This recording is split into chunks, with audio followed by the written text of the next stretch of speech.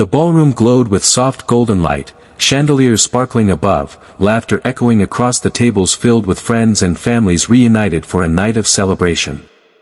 Yet, among the joy, one woman sat quietly at the edge of it all. Claire Weston, a successful CEO who had once been known for her commanding presence in boardrooms, now found herself unnoticed, hidden in plain sight. Her wheelchair, sleek and modern, seemed to anchor her apart from the flowing dresses and polished shoes moving around her. She tried to smile as waiters passed with trays of champagne, but the smile didn't quite reach her eyes. Tonight was her cousin's wedding, and though she was deeply happy for the couple, a quiet ache tugged at her heart. Weddings reminded her of what she once dreamed of, dancing under the stars, leaning on someone's arm, laughter shared freely without hesitation. Instead, she felt the sting of isolation, of being admired for her success yet overlooked as a woman who longed for companionship. She adjusted the sleeve of her white blazer and folded her hands neatly in her lap, trying to appear composed. But inside, she felt invisible, as though the world around her had spun forward while she remained still. No one asked her to dance. No one lingered at her table. The music swelled, and for a moment, she closed her eyes, imagining the warmth of someone sitting beside her, asking her the simple question she secretly longed to hear, "May I join you?" But when she opened her eyes, the chair next to hers remained empty, and the night stretched on in silence. Across the room, Daniel Hayes adjusted his daughter's tiny bow on her lavender dress, chuckling softly as she clutched her stuffed bunny with the seriousness only a 4-year-old could muster. A single dad for nearly 3 years, Daniel had grown used to being both anchor and sail for little Emily. Steady enough to guide her, yet daring enough to make her believe the world was full of adventure. Weddings, however, weren't easy for him. While he loved celebrating others' happiness, they often reminded him of the life he had lost when Emily's mother passed away suddenly. Tonight, though, he had promised his daughter that they would dance, laugh, and make new memories. As he looked around the ballroom, his eyes caught sight of a woman sitting alone near the far corner. She wasn't watching the dance floor. Instead, she was staring into her glass of water as though trying to swallow down loneliness with each sip. Something about the quiet strength in her posture stirred him, an echo of his own hidden ache. Emily tugged at his sleeve, her bright eyes following his gaze. "Daddy," she whispered with the innocence of a child, "why is the pretty lady sitting all alone?" Daniel hesitated, realizing he didn't have a simple answer. Most people would glance once and turn away, but Emily's question lingered in his heart. Perhaps tonight wasn't just about surviving another wedding. Perhaps it was about noticing someone who needed a reason to smile again. With a deep breath, he held his daughter's hand a little tighter, wondering if courage could be as simple as walking across the room to say hello. Claire had almost convinced herself that slipping away early wouldn't matter. She glanced at the clock above the ornate doorway, calculating how long she needed to stay before her absence would be noticed. Just as she reached for her clutch, a small, high-pitched voice broke through the music and chatter. "Hi. Can we sit with you?" Claire turned, startled, to find a little girl standing beside her table, clutching a stuffed bunny almost as big as her. Behind her stood a tall man with kind, steady eyes that didn't dart awkwardly to her wheelchair but instead met hers directly, as though he saw her and nothing else. "I'm sorry," he said quickly, a sheepish smile tugging at his lips. "She has a way of asking questions before I can even say hello." Claire couldn't help but laugh, the sound surprising even herself. "It's perfectly fine," she said, her voice softer than she intended. Emily climbed into the empty chair without hesitation, introducing both herself and Mr. Bunny, before launching into a story about how they were waiting for the perfect dance partner. Daniel slid into the seat beside his daughter, glancing at Claire with quiet curiosity. "I'm Daniel," he offered. "And I guess we just invited ourselves over." For the first time that night, Claire felt the weight of her solitude lift, replaced by something warmer, something she hadn't felt in a long time. She looked at the little girl giggling beside her, then at the man whose presence radiated an unspoken gentleness, and for the first time that evening, she didn't feel invisible. Instead, she felt seen.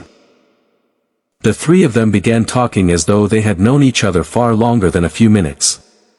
Emily, full of boundless energy, carried most of the conversation at first, telling Claire about her favorite cartoons, her dream of becoming a ballerina, and how her daddy made the world's best pancakes. Claire listened intently, laughing in all the right places, charmed by the child's sincerity. But what touched her most wasn't just Emily's openness, it was the way Daniel listened too, never rushing his daughter, never correcting her, simply letting her be. When Claire caught his eyes again, she noticed something rare. He wasn't distracted, he wasn't searching for an exit, and he wasn't treating her as though her wheelchair defined her. Instead, he was fully present, as though this moment, sitting at a table with a stranger and his daughter, was exactly where he wanted to be. Their conversation soon shifted to Claire, with Emily asking innocent questions about her job and why she didn't have anyone sitting with her. The bluntness made Claire's breath catch, but Daniel quickly added, "Sometimes people just need a little company, right, Em?" His words, simple and unassuming, struck deeper than he could have known.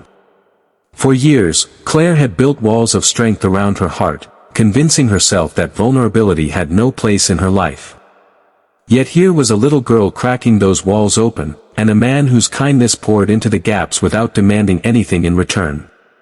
As the music swelled again, Daniel leaned closer, his voice low but clear, "Would you like to dance?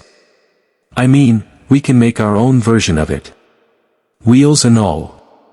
For a moment, Claire froze, her throat tightening at Daniel's question.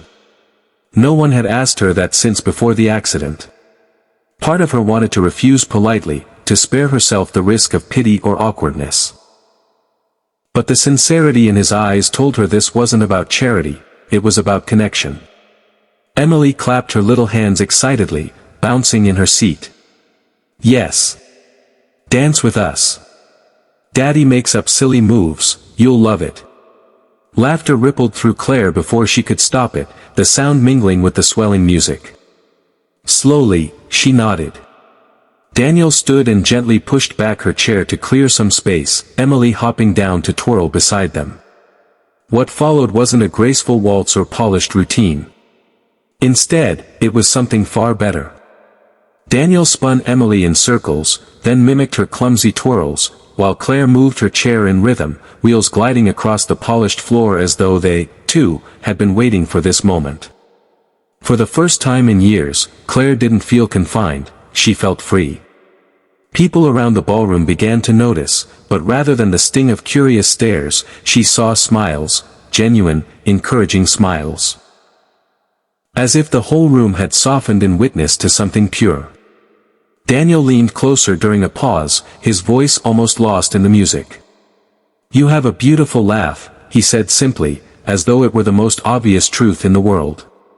Claire's chest swelled with warmth, and in that instant, the silence that had haunted her all evening was replaced by laughter, music, and the unexpected joy of belonging. As the song ended, Emily collapsed into Claire's lap with a giggle, her tiny arms wrapping tightly around her. Claire felt tears prick her eyes, but they weren't born of sadness, they were born of something she thought she'd lost forever, hope. Daniel crouched down beside them, brushing a strand of hair from his daughter's forehead, his gaze lifting to meet Claire's. For a moment, no words were necessary. The unspoken understanding between them was enough, two souls carrying quiet scars, finding unexpected comfort in the simplest act of togetherness. Claire realized that her silent night had transformed not because of grand gestures or sweeping romance, but because someone had cared enough to ask one simple question. Later, as the evening drew to a close and guests began saying their goodbyes, Daniel hesitated before speaking. "Would you, maybe like to join us for pancakes tomorrow morning? Emily insists they cure just about everything." His smile was uncertain, hopeful. Claire laughed through the tears she could no longer hide. "I'd like that," she whispered. In that moment, the loneliness that had once felt permanent seemed to loosen its grip, replaced by the gentle promise of new beginnings. Life had reminded her that love doesn't always arrive in the ways we imagine, it sometimes walks into a room holding a child's hand, carrying both loss and courage, and simply asks if it can sit beside you. And as Claire wheeled toward the exit later that night, Emily waving excitedly and Daniel walking beside her, she knew this evening would not be remembered for what she lacked, but for the love that quietly, unexpectedly, began to find her again.